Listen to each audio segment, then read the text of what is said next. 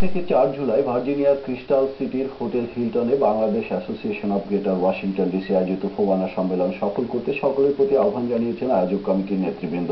শনিবার উডসাইডের এটিএন বাংলা কার্যালয়ে এটিএন বাংলা এবং ATN news chairman doctor Mahfuzur রহমানের সাথে সাক্ষাৎকালে ফোবানা স্টিয়ারিং কমিটির chairman doctor Shahjahan Mahmud, convenor Mohammad Alamgir সহ নেতৃবৃন্দ যুক্তরাষ্ট্র প্রবাসী বাংলাদেশিদের প্রতি আহ্বান জানান।